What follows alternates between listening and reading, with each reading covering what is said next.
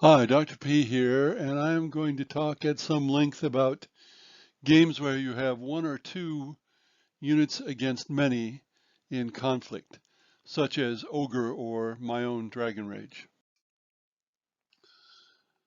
So one player or the game itself for a co-op game controls a very small number of attackers, and the other player or players control a much more numerous group of defenders. Each attacker is far more powerful than any defender.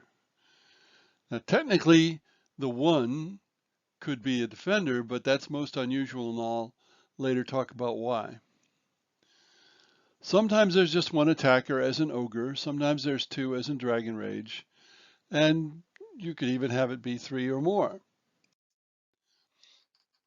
How about some examples? Well, in fiction, a dragon attack on a city, which is what Dragon Rage is.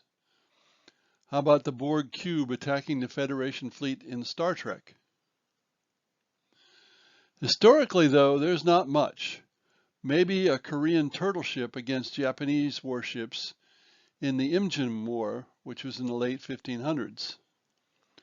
How about pursuit of the Bismarck? No, the German battleship wasn't much more powerful than some of the pursuers.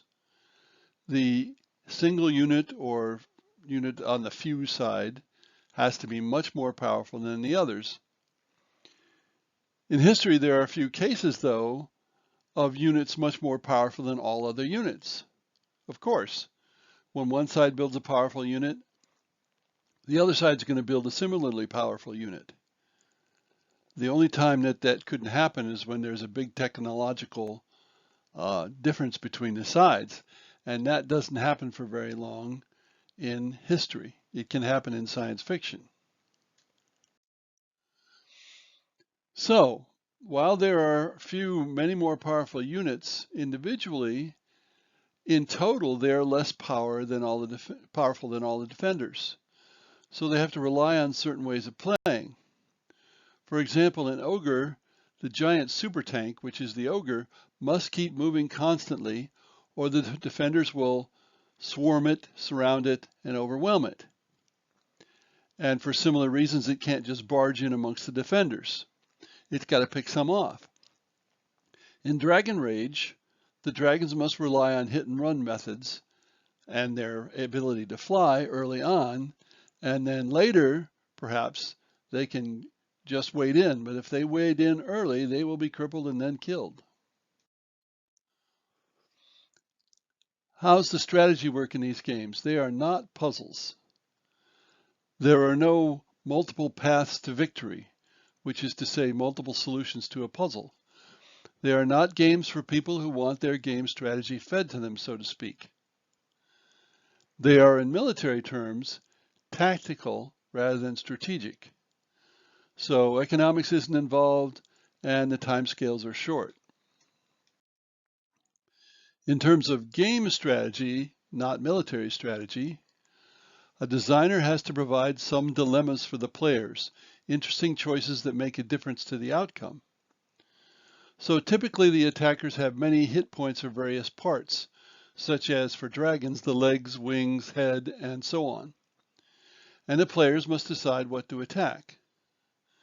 And we might keep in mind here, this can work in an era of long-range weapons such as Ogre, guns and missiles, and in an era when most of the combat is melee, such as Dragon Rage. But they're quite different because of those differences. Now, speaking of choices, a danger is that the game may always follow the same path. That is, it may have a lack of replayability. So you've got to do something as a designer to offer variety. The defender units must have distinctly different capabilities, especially if the player or players get a choice of which units to use as an Ogre. The defenders want to overwhelm the attackers in all cases, really, but their problem is they have to defend a considerable area. They can't just magically all appear around the enemy and overwhelm it. So play balance may be more difficult to achieve in a one versus many game than in more conventional battle games. And playtesting for balance, you'd think, is especially important. On the other hand, when people typically play a game only 1 to 3 times before moving on to the next game, because there are so many games around, and because so many people are interested in exploring games rather than mastering them, then maybe play balance isn't so important anymore. Now, one versus many games may also be turned into many versus many. In Dragon Rage, there are scenarios where giants and even orcs attack the city, no dragons involved. And the publisher in the 2011 edition added a whole new set of scenarios for attacking an orc village rather than a walled city. There's a different map on each side of the board. Now, what about the one or the few as defender? At one point I asked myself, can we look at sieges as one fort or city defending against many? And I don't know. But in general, it's hard for 1 or 2 or 3 of anything to defend a place against a large number of attackers. So this kind of arrangement would be rare in a game. I don't know of one, but I don't pretend to know all games. Now, you can have a cooperative game, you can have a competitive game. But ideally, a game should offer both. I'd guess you make the competitive version first, then figure out the co-op. It would be fairly easy to create a command deck of cards for the one side once you've got the competitive version set up, but you'd have to change the forces involved because a deck of cards running the attackers is going to be much worse than a human, or at least a good human player, running the attackers.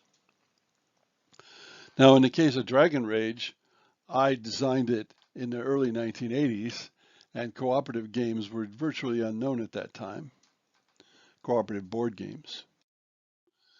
So, this is an interesting subgenre, and it can present interesting problems for the game designer and for the players. Thanks for listening.